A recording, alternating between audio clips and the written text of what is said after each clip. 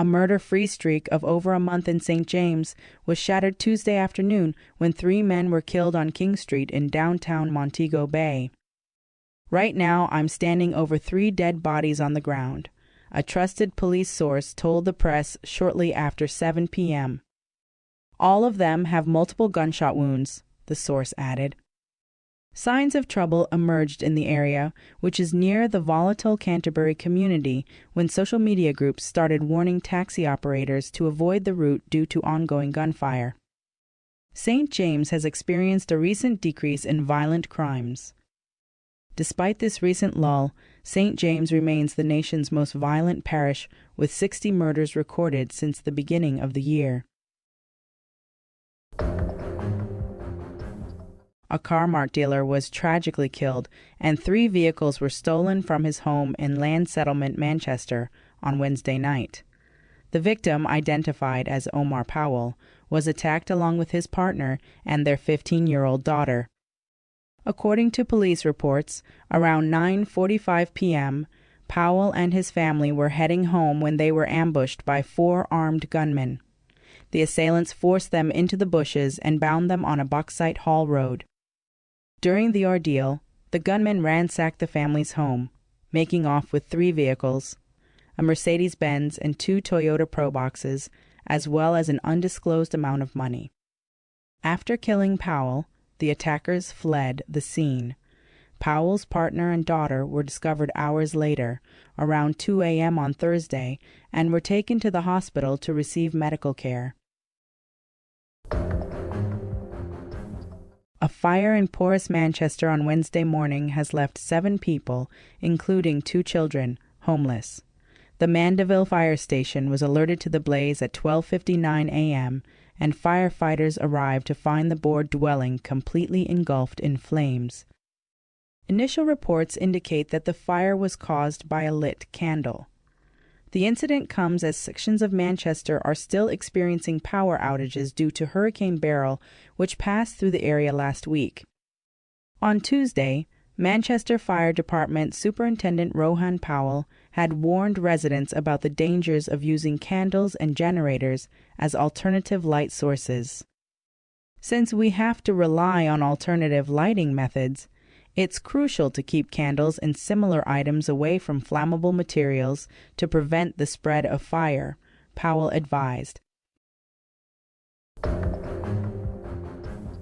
Eric Simpson, an 18-year-old from Water Lane, Falmouth, also known as Macca, is now facing murder charges following a deadly altercation on Monday, May 20, in Trelawney. Simpson has been charged with the murder of 57-year-old Errol Shirley, a resident of York Pastures, Wakefield, also in Trelawney. According to reports, the incident occurred around 12:30 a.m. when Simpson and Shirley became embroiled in a dispute. During the argument, Simpson allegedly used a knife to inflict multiple stab wounds on Shirley's upper body. The police were contacted, and Shirley was transported to the hospital, where he was pronounced dead.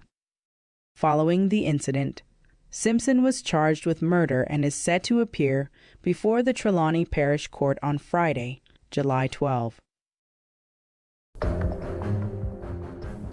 The St. Anne police are urging residents to stay away from rivers that are in spate following tragic drowning of a teenager on Tuesday in Boroughbridge, Clarendon.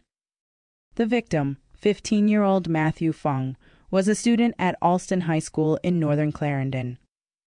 According to reports, around 5:30 p.m. on Tuesday, Matthew was fishing with his father and a friend in a river that was still swollen from recent rainfall. During their outing, the teenager fell from a raft into the fast-moving water. Despite efforts to rescue him, Matthew could not be saved, and his body was later recovered from the river.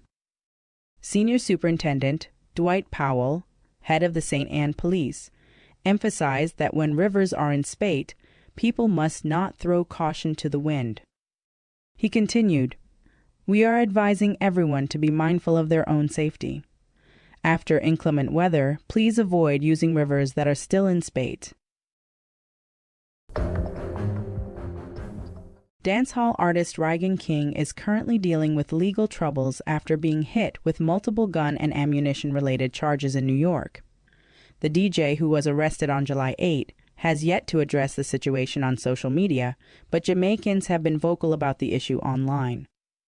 Before the official news broke on Thursday, there had been widespread speculation about a dancehall artist's arrest in the U.S. Squash's mother took to social media to clarify that her son was not the one in trouble, despite the rumors. With Rygin King confirmed as the artist involved, many Jamaicans have been expressing their views, with some criticizing the Montego Bay artist for his continued gangster persona, while others have shown sympathy and wished him well. Reports indicate that the dancehall trap king was found in possession of a loaded Palmetto State Armory 9mm firearm when a car he was traveling in was stopped by the police. Rygin King, whose real name is Matthew Smith, has pleaded not guilty to the charges and is scheduled to appear in court on Friday, July 12.